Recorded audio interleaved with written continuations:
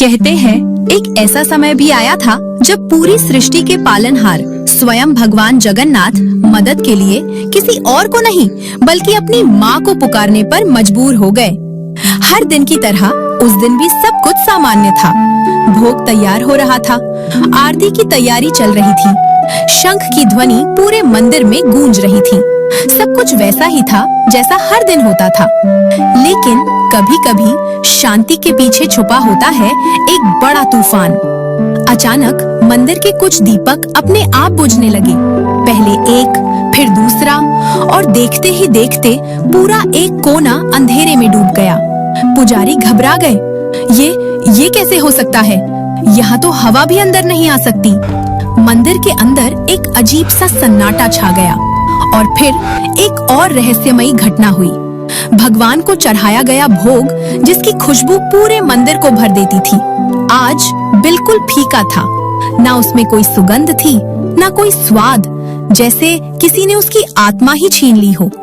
एक बुजुर्ग पुजारी ने धीमी आवाज में कहा, ये कोई सामान्य संकेत नहीं है। धीरे धीरे मंदिर में आने वाले भक्त भी बदलने लगे। लोग आ तो रहे थे, लेकिन किसी का मन नहीं लग रहा था, किसी को शांति महसूस नहीं हो रही थी, और कुछ तो बिना दर्शन किए ही वापस लौट रहे थे, जैसे कोई अदृश्य शक्ति सबके मन को विचलित कर रही हो। अब डर बढ़ चुका था। मंदिर के सभी पुजारी एक साथ इकट्ठा हुए। मुख्य पुजारी ने गंभीर आवाज में कहा, इतने वर्षों में मैंने ऐसा कभी नहीं देखा। दीपक बुझना, भोग का स्वाद खत्म होना और भक्तों का अशांत होना, ये संकेत है कि कोई शक्ति हमसे नाराज है। उस रात पूरा मंदिर एक अजीब सी खामोशी में डूब गया। न कोई आवाज, न कोई हलचल, सिर्फ एक पुजारी जो चिंता में डूबा हुआ मंदिर के पास ही सो गया। और तभी उसे एक सपना आया।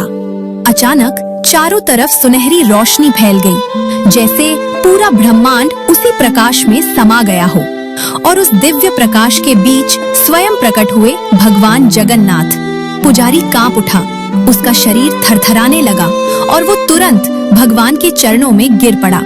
तभी एक शांत लेकिन गंभीर आवाज गूंजी, डरो मत, जो कुछ हो रहा है वह एक संकेत है।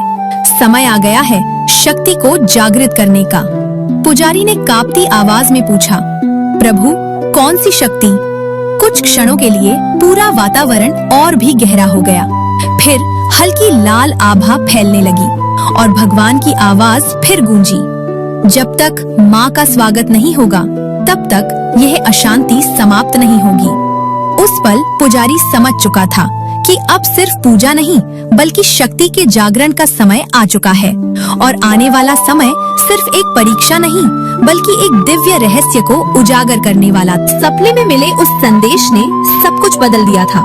स्वयं भगवान जगन्नाथ ने कहा था, जब तक माँ का स्वागत नहीं होगा ये अशांति खत्म नहीं होगी। लेकिन सवाल अभी भी वही था, वो माँ कौन है? अगली सुबह मंदिर के आंगन में सभी पुजारी इकट्ठा हुए। हवा में एक गंभीरता थी, हर चेहरे पर चिंता साफ दिख रही थी। मुख्य पुजारी ने गहरी सांस ली और धीमी लेकिन दृढ़ आवाज में बोले, ये कोई साधारण सपना नहीं था, ये स्वयं भगवान का आदेश है। हमें शक्ति की आराधना करनी होगी। सभी पुजारी चुपचाप एक दूसरे को देखने लगे। तभी एक पुजारी ने संकोच से पूछा, लेकिन हम किस शक्ति की पूजा करें? कुछ पल के लिए पूरा वातावरण शांत हो गया। फिर मुख्य पुजारी की आवाज फिर गूंजी, वो शक्ति जो सृष्टि को चलाती है, जो हर रूप में विद्यमान है, माँ। बस उसी क्षण पुरी में एक ऐतिहासिक निर्णय लिया गया। पहली बार मंदिर में भव्य रूप से नवरात्रि मनाई जाएगी और माँ दुर्गा का आह्वान किया जाएगा। देखते ही देखते पूरा पुरी भक्ति में डूब गया। मंदिर को सजाया जाने लगा। हर तरफ लाल और पीले फूलों की बहार थी। विशाल प्रतिमा स्थापित की जा रही थी। ढोल, शंख, घंटियों की आवाज हर दिशा में गूंज रही थी। हर गली, हर घर से जय माता दी की ध्वनि उठने लगी। फिर वो पवित्र क्षण आया। मूर्ति स्थापना हुई, अग्नि जली, मंत्रों की गूंज आसमान तक पहुंचने लगी। मुख्य पुजारी ने हाथ जोड़कर कहा, आज से हम माँ दुर्गा का आह्वान करते हैं। आइए माँ, और इस धाम को अपनी शक्ति से भर दीजिए। पूजा शुरू हुई। आरती हुई, भोग चढ़ाया गया। दिन बीतते गए लेकिन कुछ भी नहीं बदला। दीपक अब भी बुझ रहे थे, भोग में अब भी स्वाद नहीं था और भक्त अब भी बेचैन थे। मंदिर की वो भारी हवा अब और भी डरावनी लगने लगी थी। एक पुजारी परेशान होकर बोला, हमने सब कुछ किया, फिर भी माँ क्यों नहीं आ रही? दूसरा पुजारी घबराते हुए बोला, कहीं हमसे कोई गलती तो नहीं हो गई?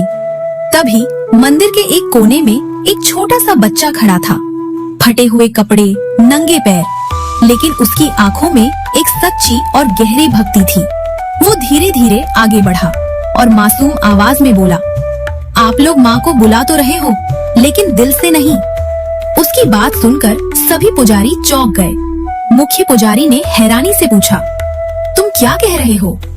बच्चे ने शांत लेकिन सच्ची आवाज में कहा, माँ को बड़े फूल, बड़े मंदिर या बड़े नियम नहीं चाहिए, उन्हें चाहिए सच्चा दिल। उसकी बात जैसे सीधे सबके दिल में उतर गई और फिर वो बच्चा धीरे से आंखें बंद करता है। ना कोई मंत्र, ना कोई विधि, बस अपने सच्चे दिल से माँ को पुकारता है। पूरा मंदिर शांत हो जाता है, जैसे समय भी रुक गया हो। और तभी अचानक हवा में एक हल्की सी कंपन होती है। दीपक जो अब तक बुझ रहे थे, खुद ब खुद तेज जलने लगते हैं। हवा में एक अलग सी ऊर्जा फैलने लगती है और धीरे धीरे पूरा वातावरण बदलने लगता है, जैसे किसी ने सच में माँ को पुकार लिया हो। और उसी क्षण सब कुछ बदल गया।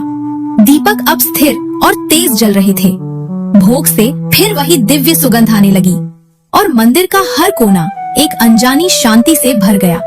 पुजारी समझ चुके थे, माँ आ चुकी है, लेकिन किसी भव्य आह्वान से नहीं, किसी बड़े आयोजन से नहीं, बल्कि एक छोटे से बच्चे के सच्चे दिल से। मुख्य पुजारी की आंखों में आंसू